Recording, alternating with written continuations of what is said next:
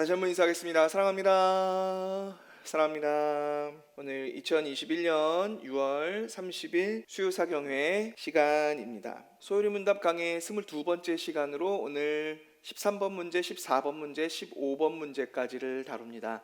아마 이번 주하고 다음 주까지 죄에 대해서 다루고 나면 그 다음부터는 이제 언약신학과 그리고 이제 예정론 부분, 예정론을 복습하면서 언약신학 부분 함께 갈 수 있을 것 같습니다. 언약신학에 대한 일부분, 그 생명언약과 관련한 것은 우리가 지난 시간에 했었기 때문에 언약신학도 그렇게 어렵지 않을 거예요. 예정론에 대한 것도 어느 정도 했었고요. 그래서 이번 주, 다음 주까지 죄에 대해서 다루고 그 다음에 언약신학과 예정에 대해서 마무리를 하면 어느 정도 중요한 부분을 산으로 치면 7부능선, 8부능선까지를 올라가게 될 것 같습니다. 그 이후에는 이제 기독론과 관련한 것들, 삼중직과 관련한 것들도 우리가 어느 정도 했었죠. 그래서 남아있는 것들은 그렇게 크게 어렵지 않아요. 지금까지가 어려웠었고 이제는 그렇게 어렵지 않게 하실 수 있으니까 너무 힘겹게 생각하지 마시고 따라오시면 될 것 같습니다. 지난 시간에 12번 문답에 대해서 했었죠. 12번 문제요. 사람이 창조함을 받은 본지위에 있을 때에, 사람이 창조함을 받은 본지위라는 것은 하나님의 형상과 관련한 것을 얘기했었죠. 하나님께서 저를 향하여 섭리하시는 중 무슨 특별한 작정을 하셨습니까? 특별한 작정, 특별한 작정이라고 하는 것을 보면 구원과 관련한 좀 더 거시적인 그런 작정을 얘기한다라고 생각하시면 되겠습니다. 하나님께서 사람을 창조하신 후에 완전히 순복하는 것을, 제가 또 그 오탈 수정을 안 했네요. 조건으로 삼아, 완전히 순복하는 것이 조건이죠. 그래서 순복이 조건이고요. 생명의 언약을 맺는데 이 생명이 목적이었습니다. 그래서 선악을 분별하는 나무의 실과를 먹는 것, 이것은 방법이고요. 그렇죠? 그리고 사망의 벌, 이것은, 사망이라는 것은 책임으로 주어지는 생명 언약이었습니다. 그래서 생명을 주시는 것을 목적으로 그 선악과를 먹는 것, 먹지 않는 것을 방법으로 하는 그 하나님 말씀에 순종하느냐 불순종하느냐를 조건으로 삼아 사망의 벌이 책임으로 따라오는 언약을 맺으셨는데 그것이 생명 언약이다라는 얘기를 했었죠. 그래서 우리가 지난 시간에 생명 언약 부분을 좀 어느 정도 했고요. 그래서 죄에 대한 부분을 이야기하던 중에 이제 오늘 13, 14, 15번 문제로 넘어갑니다. 그 중에 사람이 창조함을 받은 본지위에 있었을 때 어떤 특별한 작정을 하셨느냐 하는 얘기가 사망의 벌과 관련한 선악을 분별하는 나무의 실과를 먹지 말 것을 명령한 것이 나오잖아요. 이것과 관련해서 15번 문제가 이것을 다루고 있기 때문에 13, 14, 15번 문제 중에 단김에 15번 문제부터 하고 그 다음 13번 문제, 14번 문제 그렇게 가도록 하겠습니다. 15번 문제 보시면요. 우리 시조가 창조함을 받은 본 상태에서 타락하게 된 죄가 무엇입니까? 우리 시조가 창조함을 받은 본 상태, 그러니까 여기서는 상태를 얘기하죠. 그 앞에 12번 문제에서는 지위에 대해서 이야기했었는데, 그렇죠? 그런데 15번 문제에서는 상태에 대해서 얘기했어요. 그러니까 어떤 상태냐면 아직 범죄하기 전 상태를 얘기하죠. 그러니까 죄가 없던 시절에 타락하게 되었는데 타락하게 된 그 죄가 무엇입니까? 답. 우리 시조가, 여기 우리 시조는 당연히 아담이죠. 아담이 창조함을 받은 본 상태에서, 그러니까 아직 타락하지 않은 순수하던 죄가 없던 그 시절에 타락하게 되었던 것은, 타락하게 된 죄는 그 금하신 실과를 먹은 것입니다. 여기서 금하신 실과가 우리가 잘 알고 있는 선악을 알게 하는 나무의 실과, 선악과라고 부르기도 하죠. 어떤 사람들은 아담이 하나님 앞에서 범죄한 것이 겨우 과일 하나 따먹어서 그렇게 생긴 문제이냐, 그러니까 이것은 아주 작은 죄에 불과한데 하나님이 이것을 굉장히 크게 받으셨을 뿐이다, 이렇게 생각하시는 분이 혹시 있을지 모르겠어요. 그러나 그렇지 않죠. 전혀 이것은 작은 죄가 아닙니다. 설령 이것이 작은 죄라 할지라도 문제죠. 사람이 작은 것 하나 자기 힘대로 하지 못하는데 큰 것을 어떻게 통제할 수 있겠어요? 예를 들어 20kg짜리 엿기를 들 수 없는 사람이 200kg짜리 엿기를 들 수 있겠어요? 들 수 없죠. 그러니까 하나님이 그에게 요구하신 방법은 지극히 작아 보이는 방법을 요구하셨을지라도 사람이 그 작은 것 하나 자신의 의지대로 통제하지 못하는데 그것보다 훨씬 더 큰 것을 어떻게 순종하며 통제할 수 있겠어요? 그러니까 이것은 결코 작다라고 볼 수만은 없는 것이죠. 그리고 이것이 이 방법이 생각보다 손쉬워 보이는, 작아 보이는 방법이어서 그렇지, 이것은 실제로 작은 것이 아니죠. 작든지 크든지 간에 그것에 대한 결과는 하나님에 대한 불순종이었어요. 그러니까 이 방법적으로 큰 방법이냐 작은 방법이냐가 중요한 것이 아니라 이 대상이 누구에 대한 것이었느냐가 더 중요한 겁니다. 하나님께 순종하지 않은 것입니다. 그러니까 하나님이 선악의 기준이심을 인정하지 않는 것이죠. 그러니까 이 선악과를 먹은 것이 작은 죄에 불과하다고 생각하는 사람들은 하나님이 선과 악의 기준이시라는 것을 인정하지 않는 것입니다. 작든지 크든지 간에 하나님 앞에서 불순종하는 것, 그것은 악인 것이죠. 그러니까 이것은 결코 작은 죄가 아닙니다. 하나님이 우리 인생의 주인이신데 그 하나님께 불순종하는 것은 뭐를 의미하겠어요? 내 인생의 주인이 하나님이 아니라 내 인생의 주인은 나라고 생각하는 겁니다.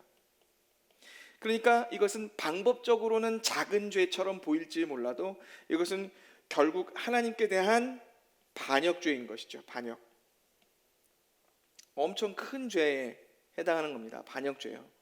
자, 그렇다면 이 선악과가 작은 죄가 아니라, 선악과를 따먹은 것이 작은 죄가 아니라 반역죄에 해당하는 큰 죄라고 한다고 했을 때, 자, 그러면 선악과, 왜 선악과라고 불리게 되었는지 좀 생각을 한번 해볼게요. 선악과, 선악을 알게 하는 나무의 실과죠. 선악을 알게 합니다. 네, 생각해 보세요. 이거 제가 설교 때도 얘기했었고 그 앞에서 얘기할 때도 몇 번 했었기 때문에 빨리 설명하고 넘어가겠습니다. 선악과라고 했을 때 아담이 언제 이 실과를 먹는 것을 기준 관점에서 보았을 때 언제 선악을 알게 되었을까요? 언제 선악을 알게 되었을까요? 1번 하와가 들고 오는 것을 볼 때, 이게 참 먹음직스럽다라고 생각할 때, 그것을 볼 때 그때 이미 마음으로 동해서 그때 선악을 알게 됐다. 2번 그 과일 표면에 치아가 이렇게 박힐 때, 그러니까 씹을 때, 즉 행동으로 옮겼을 때, 그때 선악을 알게 되었다. 3번 그래도 이게 무슨 맛인지는 알아야 될 거 아니에요. 그러니까 계속 씹어서 그 과즙을, 맛을 볼 때 이때 선악을 알게 됐다. 그러니까 그것에 대해서 충분히 경험했을 때 선악을 알게 되었다. 자, 4번 먹다가 뱉을 수도 있잖아요. 그러니까 돌이킬 수 없게 되었을 때, 삼켰을 때, 즉 돌이킬 수 없게 되었을 때, 그때 선악을 알게 되었다. 5번 우리가 밥을 먹을 때도 밥을 먹자마자 배가 부르고 막 힘이 솟는 것은 아니죠. 그것을 소화하고 분해가 돼서 우리 몸에 흡수가 되었을 때 에너지가 되는 것처럼 이것을 소화시켰을 때, 선악을 알게 하는 나무의 실과를 소화시켰을 때, 즉 그 어떤 그 힘이 우리에게 흡수될 만한 충분한 이후의 시간 이후에 선악을 알게 되었다. 자, 1번, 2번, 3번, 4번, 5번 중에 아담은 선악과를 먹을 때 언제 선악을 알게 되었을까요? 선악을 언제 알게 되었어요? 몇 번 했었었죠? 이거 오늘 처음 들으시는 분이 혹시 계실까요? 답은 이 중에 없었어요. 답은 6번입니다. 답은 6번이죠. 처음부터 알았습니다. 아담은 선악을 처음부터 알고 있었어요. 무엇이 선이고 무엇이 악인지를 처음부터 알고 있었어요. 이 처음이란 무슨 말이냐면 하나님이 동산 중앙에 선악과를 세우시면서 이 나무의 실과를 먹지 말라고 명령하셨을 때 그 하나님 명령을 기준으로 삼아 이 말씀에 순종하는 것이 선이고 이 말씀에 불순종해서 그것을 실과를 따 먹는 것이 악이라는 것을 이미 선악과가 있었을 때부터 알고 있었습니다. 그러니까 무엇이 선이고 무엇이 악인지를 처음부터 알려주고 있는 나무였던 것이지, 이것이 무엇인가를 먹어서 특별한 효과를 인간에게 그 효력을 주는 그런 나무의 실과가 아니었던 것이죠. 처음부터 무엇이 선이고 무엇이 악인지를 알려주는 언약적 장치로서 선악과는 동산에 있었습니다. 즉 타락이라는 것은 무엇이냐면, 타락이라는 것은 결국 내가 기준이 되는 겁니다. 그러니까 내가 사고를 하든가 내가 경험을 하든가 하는 것들이죠. 내가 행동을 하고 내가 사고를 하고 내가 마음을 쓰고. 그런데 하나님이 우리에게 처음부터 무엇이 선이고 무엇이 악인지를 알려주신다는 것은 무엇이냐면 그 기준이 하나님이시라는 것을 얘기하는 것이죠. 즉 타락이라는 것은 무엇이냐면 선악의 기준을 하나님께 두지 않고 이제 내가 선악의 기준이 되는 겁니다. 내가 선악의 기준이 되는 겁니다. 그래서 내가 경험해 보았을 때 내게 좋으면 그러면 그것이 선한 것이고, 내게 손해를 일으키면 그것은 악한 것이 되어 버리는 겁니다. 사단이 했던 것은 무엇이냐면 바로 이걸 한 거죠. 네가 그것을 결정할 수 있다. 사단이 했던 것은 무엇이냐면 네가 그것을 결정할 수 있다. 네가 경험하고 너의 경험으로 결정해라. 무엇이 착한 것인지 선한 것인지 무엇이 악한 것인지 너가 결정하도록 해라. 네 인생의 주인이 너가 되라 하고 사단은 부추긴 것이죠. 이것을 다른 말로 유혹이라고 할 수 있을 것 같습니다. 그러니까 부추긴 거예요. 네가 주인이 되라, 네가 결정해라, 네가 경험해보고 너가 해라, 기준이 너가 되어야 된다, 이런 겁니다. 그래서 타락은 다른 게 아니라 내가 기준이 되는 것, 내가 보기에 좋은 대로 행하는 것, 그것이 타락이고 죄입니다. 내가 보기에 좋은 대로 하는 것, 내가 기준이 되는 것. 그래서 우리가 창세기 지금 설교하고 있는 동안에도 나왔었죠. 자기 눈에 보기에 좋은 대로 모든 여자를 아내로 삼는 것이 인간들의 범죄여서 하나님이 홍수로 그들을 심판하셨었죠. 그 이후로도 사람들은 계속 그런 똑같은 죄를 저지르는데, 그래서 사무엘 시대 때에 이스라엘 백성들이 사무엘에게 왕을 세워달라고 하면서 자기의 소견에 옳은 대로 행하고 하는 장면들이 사무엘서에 나오거든요. 그런 것을 보아도 여전히 사람들은 내가 기준이 되어서 내 눈에 보기에 좋은 대로 합니다. 그것이 타락이고 그것이 악한 것입니다. 청소년들은 나하고 함께 일탈을 즐겨주는 친구, 나와 함께 담배를 같이 피워주는 친구, 그런 친구를 좋은 친구라고 생각하고, 내게 잔소리하는 대상인 선생님과 부모님은 내게 좋지 않은 사람처럼 생각하게 되는 경우들이 쉽죠. 이건 아주 좀 극단적인 미련한 경우에 해당하지만 모든 지혜로운 사람까지 포함해서 전부 죄의 근본과 실체는 다 이렇습니다. 내가 기준이에요. 내게 돈이 되면 그것은 선한 것이고 좋은 것이고, 내가 손해를 보면 나쁜 것이 되는 것이고. 자, 그렇다면 사단이 이렇게 하도록 부추긴다고 했는데, 이런 사단의 부추김, 사단의 유혹, 이것에 아담이 넘어간 걸까요? 그러니까 사단은 인간에게 사기를 친 것일까요? 여러분 생각은 어떠셔요? 아담이 사단한테 사기를 당했을까요? 결론적으로 얘기하자면 아닙니다. 아담은 사단한테 사기당한 적이 없어요. 사기라는 것이 뭐죠? 속임당했다는 거잖아요. 무엇인가를 잘못 알고 오해를 불러일으키거나 해서 착오를 일으키거나 해서 속였다라는 것이죠. 근데 사단은 하나도 속인 적이 없어요. 왜냐하면 사단은 이게 악이 아니라고 한 적이 없어요. 이게 선하다고 이야기한 적이 없어요. 사단이 했던 것은 무엇이냐면 선과 악을 네가 경험해서 알아봐야 될 것 아니냐고 부추겼을 뿐입니다. 아담은 처음부터 무엇이 선이고 무엇이 악인지 선, 악에 대한 지식을 아담은 충분히 가지고 있었을까요? 충분하지 못했을까요? 아담이 가지고 있었던 선악에 대한 지식은 충분했을까요? 충분했죠. 왜냐하면 하나님이 기준이시잖아요. 하나님이 기준이시라는 것을 아담은 알고 있었고, 그 하나님이 무엇이 선이고 무엇이 악인지를 분명하게 눈으로 보여줄 수 있도록 선악과를 동산 중앙에 세워놓으셨잖아요. 이것을 굉장히 간단하고 단순하고 쉬워 보이는 방법으로서 순종과 불순종을 가름할 수 있도록 하나님이 하셨단 말이죠. 선악과를 먹지 마라, 동산 중앙에 있는 나무의 실과가 아닌 다른 실과들을 먹고 그 생명을 유지하고 생육하고 번성하도록 하셨던 것은 하나님이 아주 보기 쉽게, 알기 쉽게 무엇이 선이고 무엇이 악인지를 아담에게 알려주셨던 것이죠. 그러니까 선악의 지식에 대해서 아담은 모르는 부분이 없었어요. 이걸 속은 게 아니란 말이에요. 사실 따먹는 것이 악인데 이것이 먹어도 괜찮은 것처럼, 먹으면 선한 것처럼 그렇게 알고 속은 것이 아니었어요. 그러니까 아담이 선악에 대한 지식은 충분했습니다. 부족함이 없었어요. 무엇이 순종이고 무엇이 불순종인지, 무엇이 악인지 무엇이 선인지 아담은 충분히 알고 있었습니다. 충분히 알고 있었어요. 그러니까 이것은 아담이 사단에게 사기당한 것이 아니죠. 그렇기 때문에 이것이 타락이고, 그렇기 때문에 이것이 죄인 거예요. 생각해 보세요. 우리가 짓는 죄가 이것이 안 좋은 것, 이것이 나쁜 것이라는 것을 모르는 채로 짓나요? 아니죠. 거의 대부분의 죄는 우리가 이것이 죄인지를 이미 알고 있어요. 그런데도 불구하고 나의 욕심 때문에, 혹은 나의 어떤 다른 마음 때문에, 그러니까 즉 내가 내 인생의 주인이 되고자 하는 갈망 때문에 짓는 것이죠. 모든 죄가 다 그래요. 아담이 바로 그러했단 말입니다. 그렇기 때문에 이 타락에는 핑계를 댈 수 없어요.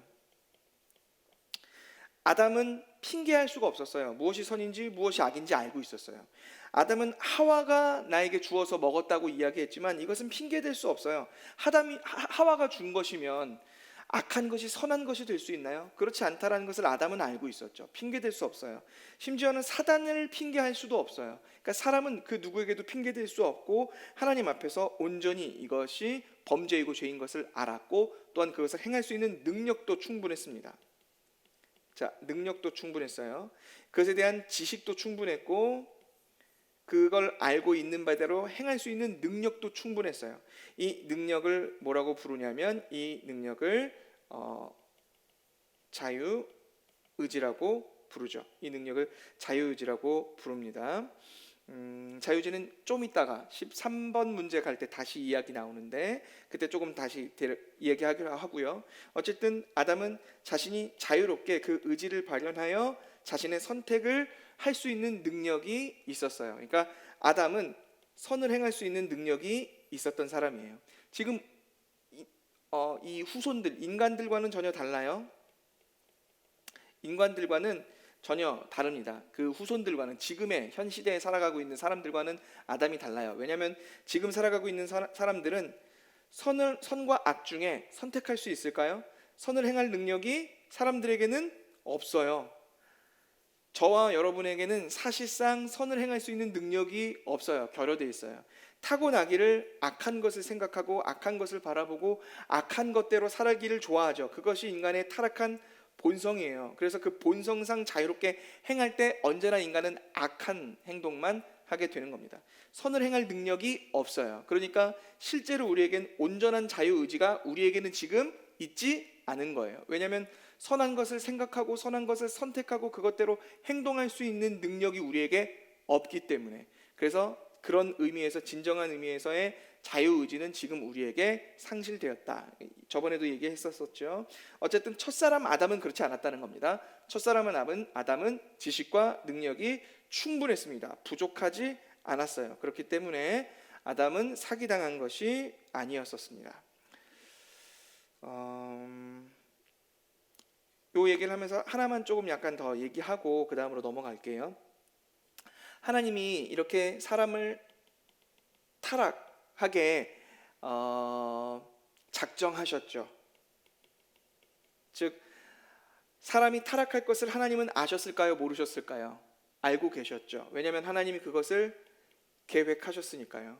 그러나 하나님은 그 사람이 자신의 본성대로 행하도록 그냥 허용하셨죠.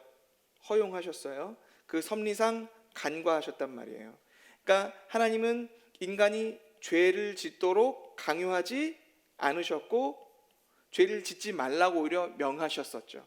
그러니까 인간이 타락하게 될 것을 하나님은 작정하고 계셨지만, 즉 허용하고 계셨지만 하나님이 죄를 짓도록 강제하신 적은 없단 말입니다. 그러니까 하나님은 죄의 조성자가 아니에요. 하나님은 죄의 조성자는 아니죠. 그럼에도 불구하고 하나님은 인간이 타락할 것을 알고 계셨고 타락할 것을 이미 계획하고 계셨고 작정하고 계셨어요. 그리고 그 본성대로 그가 마음껏 살아가도록 허용해 놓으셨습니다. 다만 그의 자유의지, 인간의 아담의 첫사람 그의 자유의지가 있었기 때문에 그 누구에게도 핑계대지 못하고 인간은 전적으로, 아담은 자신의 결정에 책임을 져야 하는 존재인 겁니다.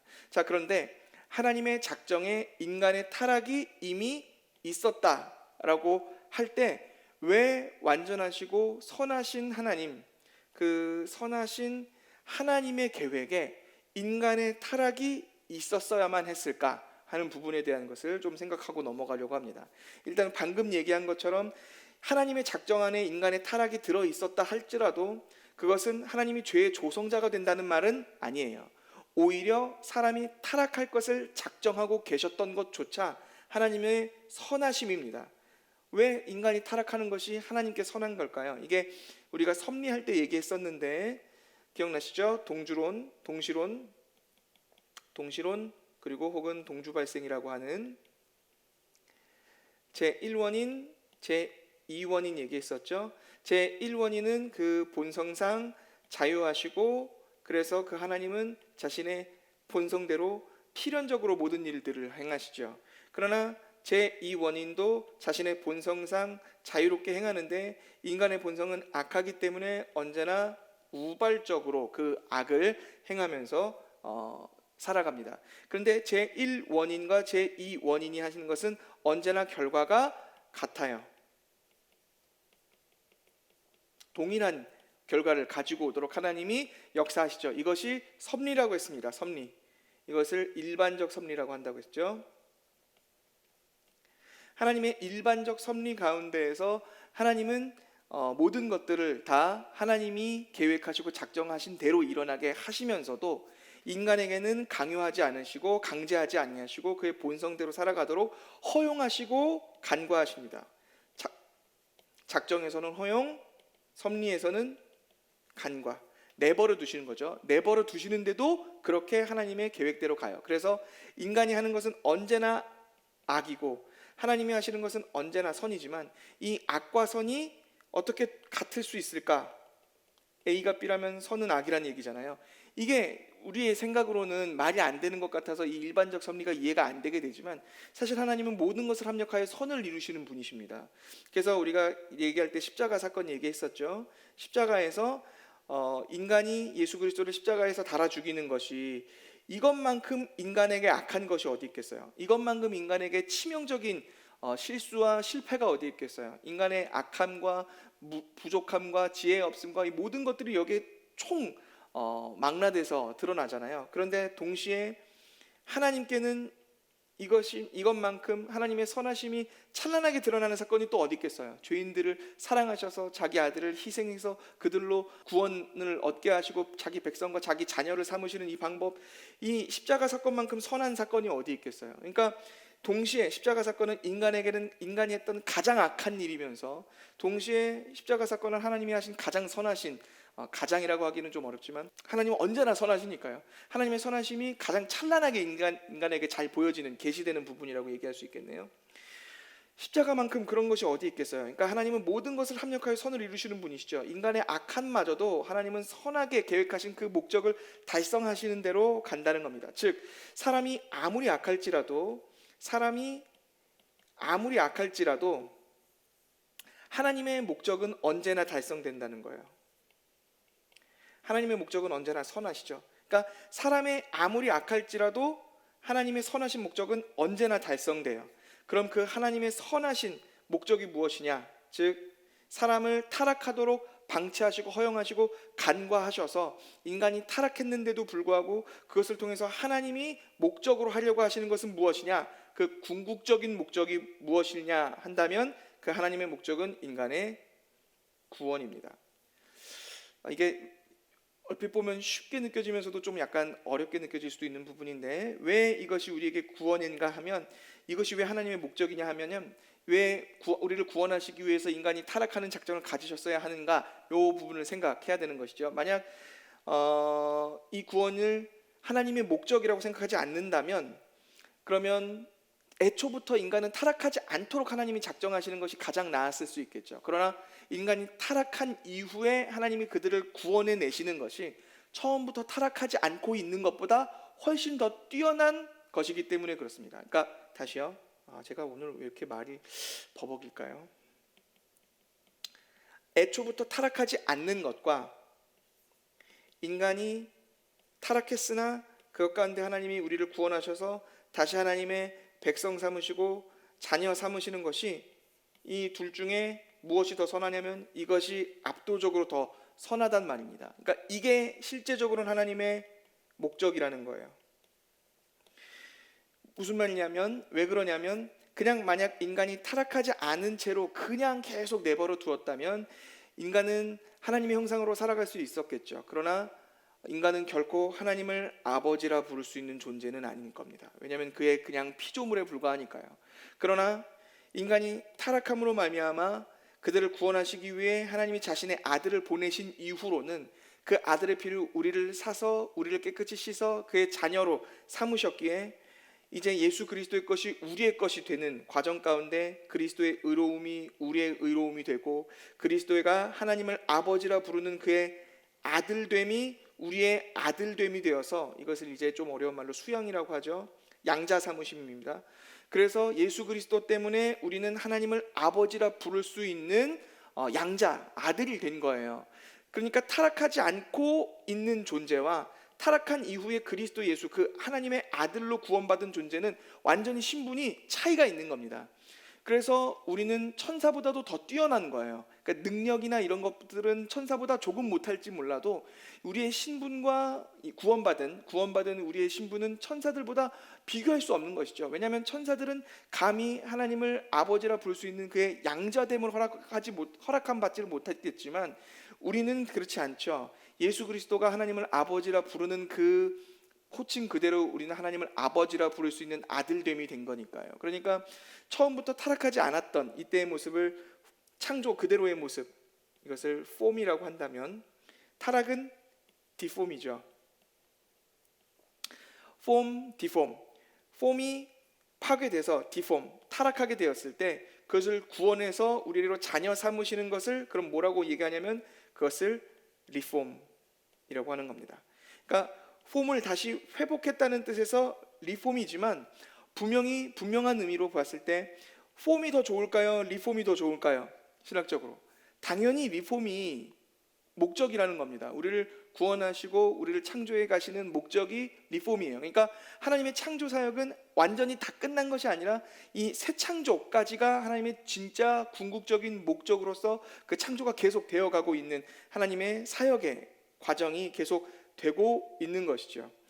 이해가 되시죠? 그래서 폼, 디폼, 리폼. 그래서 개혁주의 신학을 리포메이션이라고 하는데, 리폼드 처치, 리폼드 티올리지, 그래서 개혁주의 교회, 개혁주의 신학 이렇게 부르는데, 그때 리폼이 이 리폼이거든요. 창조, 타락, 구속이라고 할 때 이 구속입니다.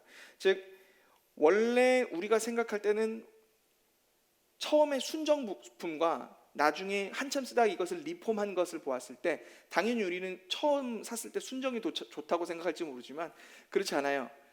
하나님 앞에서는 리폼이 폼보다 훨씬 탁월한 겁니다. 우리는 이 리폼을 향해서 가고 있는 것이고, 그리고 실제로 리폼된 사람들인 것이죠. 그러니까 하나님을 아버지라 부를 수 있는 사람들이 된 것입니다. 자, 그래서 이 타락을 하나님이 작정하셨던 이유에 대해서 잠깐 이야기를 했습니다. 하나님이 아담이 타락할 것을 모르지 않으셨고 알고 계셨고 작정하시고 계획하셨는데도 불구하고, 그렇다면 왜 계획하셨느냐? 그것이 하나님의 창조의 목적이기 때문에, 그러니까 그 목적을 수행해가는 것이기 때문에 우리를 자녀 삼으시고 아들 삼으시기 위해, 구원하시기 위해 이 타락이 하나님의 작정 가운데 있다라고 보시면 되겠습니다. 그러나 이렇게 얘기할 때 주의해야 될 것은 이 부분이요. 하나님이 우리를 자녀 삼으시기 위해서 우리로 타락하게 하신 건가요? 그렇지는 않아요.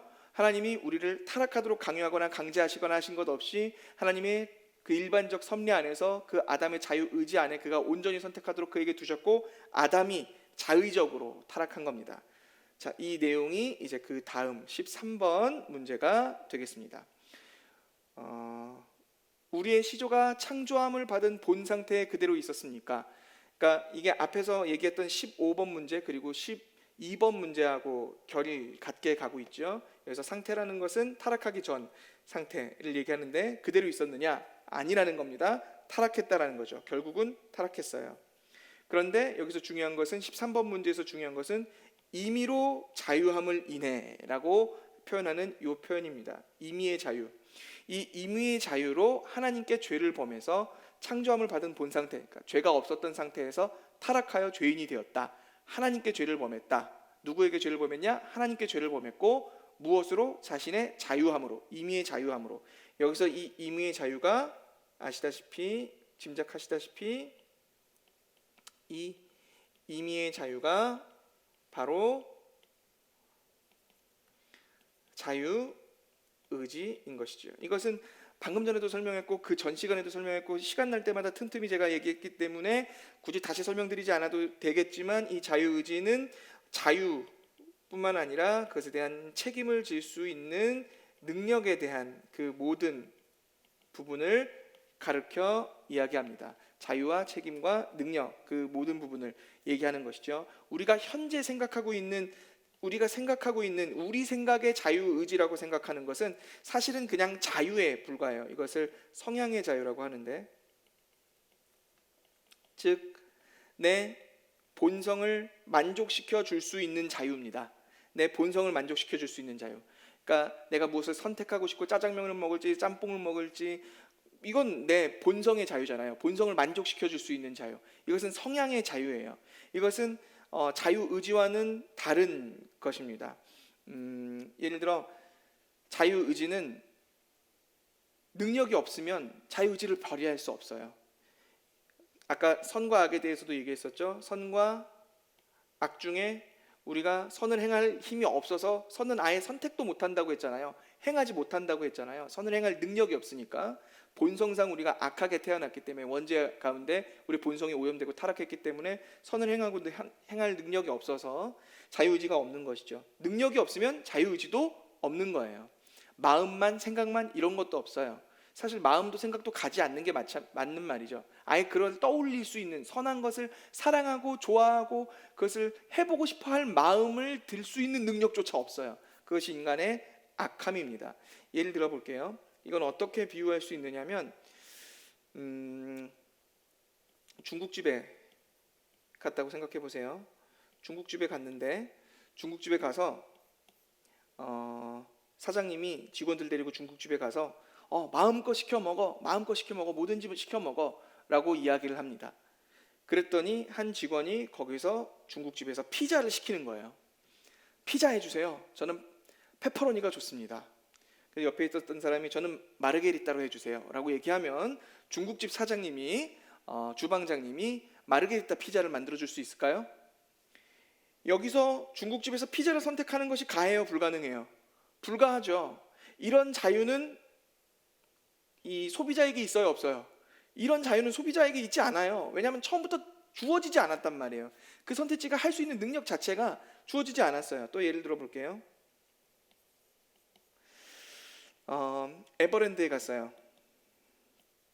에버랜드에 갔더니 자유이용권을 사주는 겁니다. 자유이용권. 그때 와, 자유이용권이에요? 무엇이든지 다 탈 수 있는 건가요? 그럼 마음껏 다 타. 무엇이든 다 탈 수 있어. 이 자유이용권을 손목에 감고 좋다고 밖으로 나와서 택시를 타는 겁니다.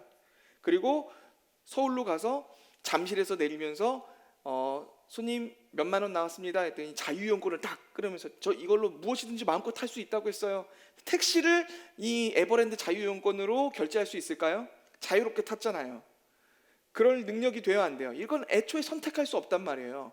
그리고 들어가가지고는 이 에버랜드가 아니라 그 롯데월드 들어가가지고 거기 있는 자유로드롭을 타겠다고 에버랜드 자유이용권으로 탈 수 있나요, 없나요? 탈 수 없죠. 그건 선택할 수 없단 말이에요. 이해가 되시나요? 애초에 주어지지 않았어요. 애초에 내 능력 밖에 있는 것이라고요. 그러니까 그런 것은 아예 선택할 수가 없죠. 마치 그런 것과 같은 겁니다.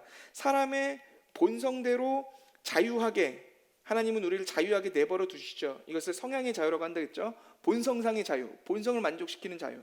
그러나 이 우리의 본성은 처음부터 선한 것을 사랑하지도 않고 바라보지도 않고 행할 수 있는 능력 자체가 없어요. 그렇기 때문에 우리의 자유로는 선한 행동을 할 수 있어요, 없어요? 없어요. 애초에 주어지지 않았고 능력이 없단 말이죠. 그러니까 우리는 선과 악 중에 선을 행할 수 있는 자유의지가 없는 것입니다. 자유의지는 없어요. 다시 한번요. 인간에게 있는 자유의지는 없습니다. 엄밀하게 얘기하면 자유의지가 아주 파괴된 것은 아니에요. 그러니까 형체는 남아있죠. 그러나 그 기능을 할 수 없습니다. 마찬가지로 하나님의 형상도 우리에게 남아있죠. 그러나 기능을 하지 못하는 것이죠. 완전히 파괴된 것은 아니에요. 그 자유의지가 우리에게 남아있는 그 형체가 남아있는 것이 성향의 자유로서 드러나고 우리가 무엇인가를 의지로 발휘하는 그 행동과 의지로서 나타나게 되는 것입니다. 엄밀한 의미로는 그렇지만 실제적으로 기능을 전혀 하지 못하기 때문에 우리에겐 자유의지가 없다고 보는 것이, 상실되었다고 보는 것이 아주 틀린 말은 아닙니다. 그러니까 누군가가, 어떤 목사님이 아무리 목사라 할지라도 인간에게는 자유의지가 있다 이런 식으로 얘기를 하고 한다면 다시 되물어야 됩니다. 여기서 말하는 자유의지 이런 얘기를 하는 것이 임의의 자유를 얘기하는 것인지 성향의 자유에 대해서 얘기하는 것인지 확인을 해봐야 할 겁니다. 만약 임의의 자유에 대한 것, 즉 능력으로 선택할 수 있는 영역들, 그런 것에 대해서 이야기하는 것이라면 그 목사님이 아무리 총신을 나왔든 고신을 나왔든 합신을 나왔든 어디를 나왔든지 간에 적어도 그분은 개혁주의, 정통 개혁주의 목사님은 아닌 거예요. 그러니까 그분은 알미니안인 겁니다. 알미니안이라는 것은 우리가 예전에 예정론 할 때 잠깐 얘기했었는데 혹시 기억하시나요? 내가 나의 구원을 내가 선택하고 쟁취하는 거예요. 무엇으로? 나의 자유의지로. 내 자유의지로 예수 그리스도를 믿기로 내가 결정해서 내가 스스로를 구원하는 거죠. 그러니까 이걸 자력구원이라고 하죠. 알미니안 자력구원.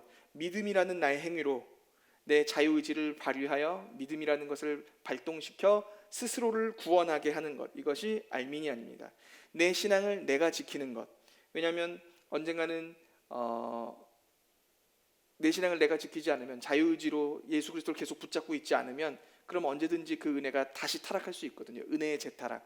그러니까 내 신앙을 내가 지키고 내 스스로를 내가 구원하고, 이게 알미니안입니다.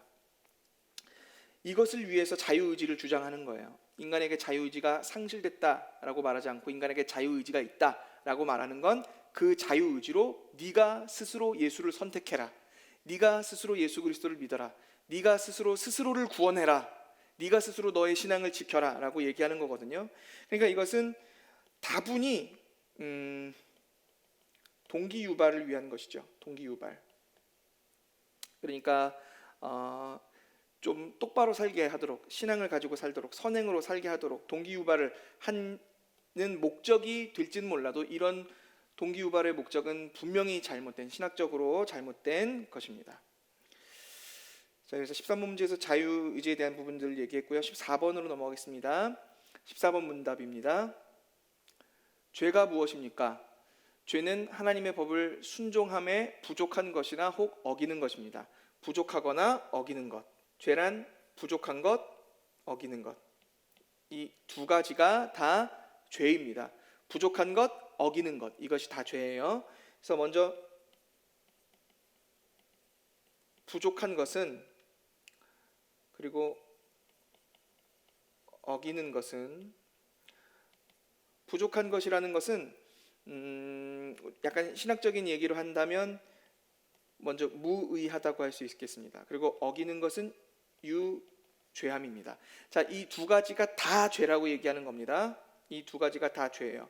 어떤 사람은 이 둘 중에 하나만 죄라고 생각하는 사람들도 있어요. 그런데 이 두 가지가 다 죄입니다. 그러니까 하나님이 뭐뭘 하라고 명령하셨으면, 예를 들어볼게요. 예를 들어보겠습니다. 도둑질하지 마라. 그리고 살인하지 마라 라고 하나님이 명령하셨습니다. 살인하지 말라라는 명령, 이거는 일반적인 한국인들은 거의 90% 이상이 다 지키게 되는 것이죠. 살인하지 말라. 그렇죠? 내가 직접 누군가를 죽여본 적이 없으니까요. 근데 예수님은 여기서 이것을 더하여서 형제 보고 라가라고 하는 자마다 욕하고 미워하고 마음속으로 죽이고 싶은 마음이 드는 것만으로도, 마음으로도 죄라고 해서 살인으로 하셔서 훨씬 더 그것을 우리가 생각하는 것보다 높게 올리셨지만, 그렇다 할지라도 일단 그것까지 포함해서 그냥 누구를 미워하지 않고 그런 사람이 있다고 해보죠. 그래서 살인을 하지 않았어요. 그러면 이 사람은 하나님의 기준으로 하나님의 기준, 하나님의 선하신 기준으로 보았을 때 온전하게 합당한 행동을 한 것일까요? 그렇지는 않다는 겁니다. 살인하지 말라는 것에 수동적인 순종은 무엇이냐면 그를 죽이지 말고, 그를 해하지 말고, 그를 미워하지 말고, 그에게 해코지를 하지 말라는 것까지겠죠. 그러나 이것이 능동적으로 하나님이 원하시는 요구의 수준의 기준은 뭐예요?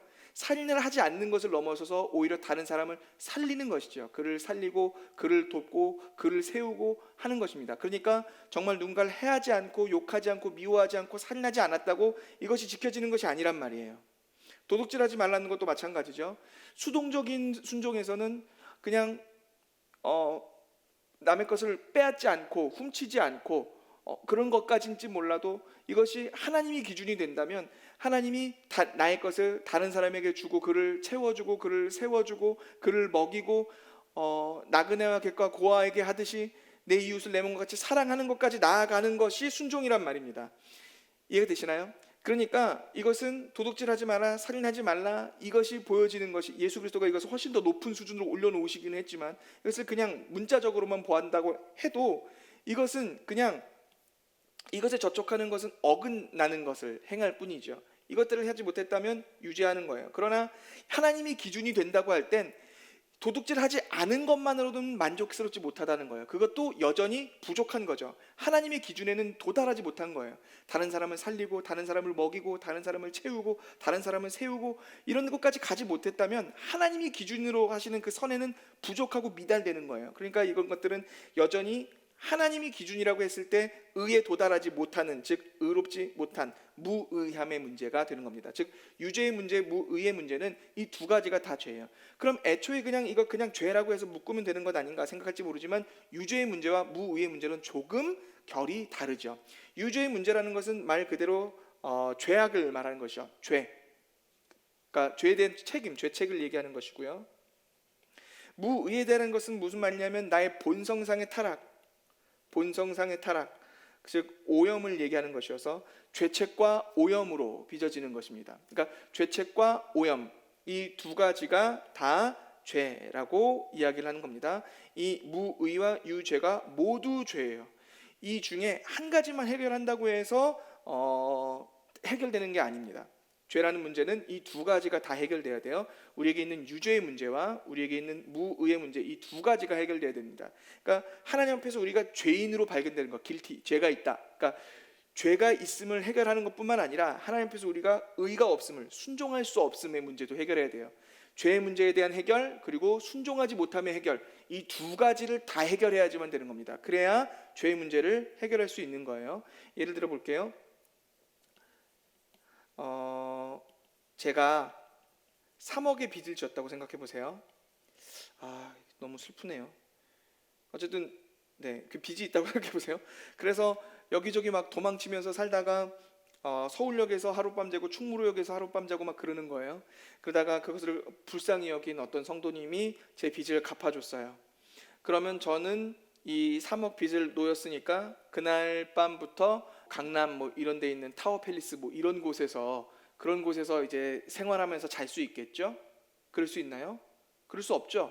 왜냐하면 내게 해결된 것은 부채만 해결됐을 뿐이지, 그렇죠? 빚만 해결됐을 뿐이지 내가 그런 좋은 집에서 들어갈 수 있는 자산을 확보하는 것은 여전히 아니란 말입니다. 이해되시나요? 천국을 예로, 이걸 그대로 천국으로 바꿔보세요. 내가 죄의 문제를 해결한다고 해서 천국 갈 수 있나요? 내가 죄가 없다고 해서 죄의 문제를 다 해결했다고 해서 천국 갈 수 있어요? 없어요. 왜냐하면 천국은 죄 없는 사람이 가는 곳이 아니라 하나님이 보시기에 의로운 자가 가는 거예요. 내가 죄를 한 가지도 짓지 않았어도 내게 의가 없다면 나는 그 천국에 들어갈 수 없는 거예요. 이해가 되시나요? 그러니까 천국에 들어가려면 의가 있어야지만 되는 것이죠. 죄 없는 것으로만 되는 것은 아니란 말입니다. 그러니까 예수 그리스도가 우리를 구원하실 때 우리의 죄의 문제를 해결하셔서 우리 죄 대신 죽으시는 것 외에도 우리에게 없는 의를 위해서 우리 대신 순종하셔야 되는 그 순종도 남아있는 겁니다. 그래서 이것을 죄에 대해서 우리의 죄를 해결하시기 위해서 십자가를 지고 죽으신 순종, 그래서 죽임 당하신 순종, 이걸 피동적 순종이라고 하고요.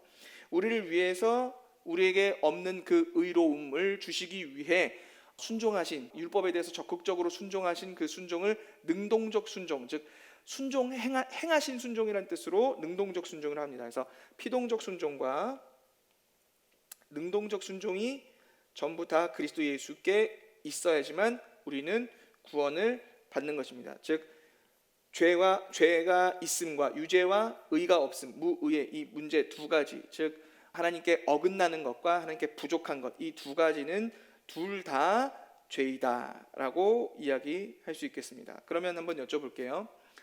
날 때부터 식물인간인 사람 생각해 보세요.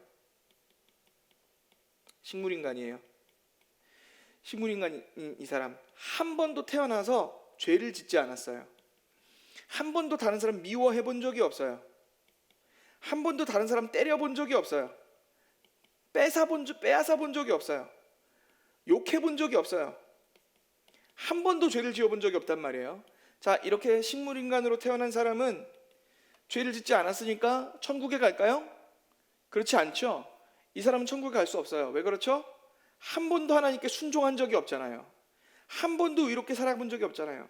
한 번도 다른 사람을 세워주고 살려주고 채워주고 선을 행하고 한 번도 의롭게 살아본 적이 없거든요. 그러니까 식물인간 한 번도 죄를 짓지 않았다고 해서 의가 없음의 문제를 해결할 수 있는 것은 아니란 말입니다. 이해가 되시죠? 사람에게는 이 의가 없음의 문제가 매우 중요한 겁니다. 우리가 보기에는 이 무의함의 문제, 부족함의 문제가 되게 별거 아닌 것 같은 작은 차이처럼 느껴질지 몰라도 하나님이 그 기준이실 때는 이 부족함이 많이 부족합니다. 조금 부족한 게 아니라, 말이 부족하다는 건 우리가 한국어에서 약간 뭔가 모자른 거, 조금 모자란 거 이런 느낌이지만 하나님이 기준이실 땐 조금 모자른 정도가 아니라 아예 그냥 미달이에요. 미달. 이게 부족함입니다. 예를 들어 볼게요. 지하철에서 구걸하는 사람에게 1,000원을 적선을 했어요. 자, 이것은 선한 일인가요? 악한 일인가요? 인간의 기준으로 하면 이것은 선한 일처럼 보일 수 있어요. 그런데 이것이 하나님이 기준이 된다면요, 하나님이 기준이 된다면 지하철에서 구걸하는 사람에게 1,000원을 적선한 것은 악한 일입니다. 매우 악한 일이죠. 왜냐하면 여러 가지 이유를 댈 수 있겠지만, 일단 이 사람에게 필요한 게 1,000원만 필요한 것이 아님을 알고 있으면서도 나는 그에 대한 의무를 1,000원으로 값싸게 털어버렸죠. 그러니까 이것은 악한 것이죠. 그를 아주 귀찮게 여기는 겁니다. 그런데도 1,000원이나 더 적선한 것은 애초에 그를 구원할 마음이 아닌데도 불구하고, 그를 끝까지 구제해 줄 생각이 아닌데도 불구하고 1,000원을 적선한 것은 착한 사람처럼 보이기 위해서였던 거죠. 그러니까 동기가 내가 괜찮은 사람처럼 보이기 위함이었단 말입니다. 그래서 옆에 여자친구가 있든지 내가 아는 사람이 있다면 조금 금액이 올라갔을 수 있겠죠. 10,000원으로 올라갔을 수 있겠지만, 어쨌든 나는 나의 양심을 1,000원과 작은 돈으로 털어버리려고, 혹은 다른 사람에게 더 좋아 보이려고 했을 수 있단 말이죠. 그리고 내가 저 사람보다는 조금 더 괜찮구나 하는 우월감에서 했을 수도 있죠. 그리고 그를 향한 값싼 동정으로 했을 수도 있죠. 그러니까 이게 무슨 말이냐면, 다 주를 위한 것이 아니라 나를 위해서 하였다면 그것은 무엇이든지 다 그냥 악할 뿐이라는 겁니다. 성경은 의인은 없나니 한 사람도 없다고 하죠. 그러니까 우리 눈에 보기에 좋아 보이는 선행도 실제로는 그것이 나를 위해서 얼마든지 행할 수 있는 일들이고, 그것들이 우리의 양심을 파고 들어가면 실제로 그렇단 말이죠. 그래서 하나님이 기준이 되시면 선해 보이는 일은 단 한 가지도 없어요. 우리가 하나님 앞에 내세울 수 있을 만한 착한 일, 선한 일, 그런 것 따위는 애초에 없는 것이죠. 그러니까 이 하나님이 기준이 되신다라는 것, 거기에 부족한 모든 것들이 죄라는 것, 이 부분 때문에 굉장히 무서워지는 겁니다. 모든 것들이 다 죄가 되는 거니까요. 그래서 그리스도인들은 무엇을 해도 다 죄일 수밖에 없어요. 아까 얘기했듯이 적선하는 것도 죄잖아요. 우리가 행하는 것 중에 내가 나를 위해서 하지 않는 것들이 어디 있어요? 밥 먹는 것도 나를 위해서 하죠. 옷 입는 것도 나를 위해서 하죠. 그것들이 사실상 하나님을 생각하고 주를 위해서, 주의 나라와 영광을 위해서 하는 일들이 얼마나 많이 있다고 자부할 수 있겠어요. 실제로는 거의 다 죄거든요. 그렇다면 그리스도인들은 죄 안 짓고 살아갈 수 있나요? 없나요? 없어요. 그리스도인이라 할지라도 숨 쉬듯 밥 먹는 것 너무 적죠. 숨 쉬듯 죄를 짓고 있단 말이죠. 늘 죄를 지으면서 살아갈 수밖에 없어요. 그러니까 그리스도인이 주를 위해 산다라는 건, 주를 위해 산다, 혹은 그리스도인이 그리스도를 닮아간다는 것, 즉 성화되어 간다는 것, 이 말은 내가 죄를 짓지 않고 살아가는 것을 의미하는 것이 아니란 말입니다. 그리스도인들은 내가 죄 짓지 않고 살려고 몸부림치면서 살아가는 사람들이 아니에요. 그리스도인들은 말 그대로 그리스도인, 우리를 보면 그리스도가 어떤 분이신지 보여야 되는 사람들이죠. 그러니까 예수 그리스도를 보여줄 사람들입니다. 즉 예수 그리스도를 사랑함으로, 그리스도 예수가 어떤 분이신지 그를 닮아감으로, 물론 예수 그리스도도 죄를 범죄하지 않으셨지만 그것보다 더 중요한 건 그리스도를 닮아가기 위해서, 즉 그 그리스도가 행하셨던 순종, 그 능동적 순종과 피동적 순종의 그 순종을 우리가 닮아가서 그 의를 따라 살아가려고 하는 것이 그리스도인의 삶인 겁니다. 다시요, 그리스도인은 죄를 짓지 않기 위해 몸부림치며 사는 사람들인가요? 아니면 주를 사랑함으로 주를 따라 그를 닮아 의를 행하기 위해서 살아가는 사람인가요? 후자인 겁니다. 그러니까 내가 죄 안 짓기 위해서 이거 안 하고 저거 하고 이거 안 하고 저거 안 하고 하면 결국 인간은 아무것도 할 수 없어요. 왜냐하면 하는 모든 것들이 다 죄니까요. 심지어 아까 얘기했듯이 어디다 적어놨죠? 네, 식물인간처럼 아무것도 안 하고 있어도 그래도 죄인이에요. 인간은 죄를 안 짓기 위해서 몸부림치면서 살아가서는 안 됩니다. 그리스도인은 오히려 그 죄가 이것이 죄인지 아닌지 이걸 판단하고, 이것 때문에 막 하는 것보다 더 중요한 건 무엇이 주를 사랑함인지, 무엇이 주를 닮아감인지, 무엇이 의로운 것인지를 생각하면서 살아가는 것입니다. 그래서 우리가 하는 결정은 우리가 어떤 일에 결정을 할 때 그 과정을 생각해 보지 않을 수 없겠죠.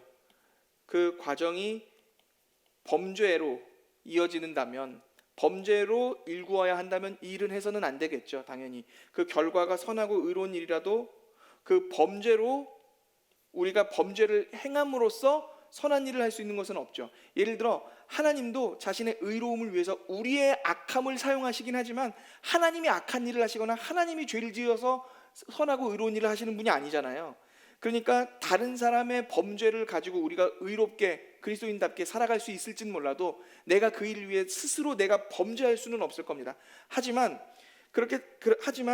죄를 하나도 짓지 않는 것이 목표로 해서 살아가는 것은 아니란 말입니다. 즉 결과상 누군가 반드시 손해를 보는 과정을 선택해야 될 때들도 있을 수 있어요. 그러니까 완벽하게 다 선한 과정과 그런 것들로 선한 내가 원하는 것들을 얻을 수 없을 때가 많단 말이죠. 그렇다면 무엇인가 손해가 발생해야 된다고 할 때, 무엇인가 희생이 발생해야 된다고 할 때 중요한 것은 무엇이냐면 그리스도인은 그 손해를 내가 지는 것이고 그 희생을 내가 하는 것입니다. 내가 손해를 보고 내가 희생을 보아서 그리스도를 닮아가는 결정을 할 수 있다면 그것을 결정하는 것이죠. 그래서 이것이 그리스도인들의 의사 결정이 되어야 됩니다. 다시 한번요, 죄 안 짓는 거에 목숨 걸지 마시고 예수 그리스도를 닮아감, 의를 위해서 살아감을 우리가 목표로 해서, 목적으로 해서 살아가야 합니다. 물론 그렇게 살다 보면 그 과정 가운데서 내가 짓는 죄들이 하나님 앞에 드러나게 되겠죠. 그러면 우리는 그 가운데 성령이 우리 가운데 애통하게 하심으로 그 죄에 대해서 슬퍼하게 되고 회개하게 되고, 그러나 하나님이 내게 그렇게 베풀어 주신 은혜를 다시 바라보게 되면서도 그 은혜와 나의 죄의 간극이 갈수록 점점 더 커져서 하나님의 은혜가 아니고서는 정말 나는 구원받을 수 없는 존재구나 하고 나의 죄를 인정하고 그 하나님 앞에서 슬퍼하고 애통하고 그만큼 하나님이 내게 덮어주신 은혜가 얼마나 큰 것인지 덮어주신 은혜를 바라보게 되는 겁니다. 그리스도인들은 그리스도인들은 내가 성인군자로 바뀌어가는 것이 성화가 아니라 그리스도인들이 죄를 완전히 정복하는 것은 애초에 불가능해요. 이 땅에서. 성화라는 것은 영화가 아니기 때문에 이 땅에서 영화는 일어나지 않아요. 애초에 처음부터 그리스도인들이 죄를 짓지 않는 영역에 도달하는 건 불가능해요. 다만 그 가운데 하나님이 내게 베풀어 주신 은혜가 얼마나 큰 것인지를 계속해서 다시 주목하여 보게 되는 것, 그것이 성화입니다. 즉 예수 그리스도를 더 사랑하게 되는 것, 성경의 말씀을 더 사모하게 되는 것, 거기서 선포하시는 하나님의 은혜가 내게 얼마나 큰 것인지 다시 감격하게 되는 것, 감동하게 되는 것, 그 안에서 주를 사랑함으로 살기 위해 몸부림치는 것, 그것이 은혜이고 그것이 성화인 것입니다. 자, 오늘 13번, 14번 그리고 15번 문제 했죠. 그래서 오늘은 그러면 여기까지 하도록 하겠습니다. 시간이 30분이 넘었으니까요. 수고하셨습니다. 평안한 밤 되십시오. 사랑합니다.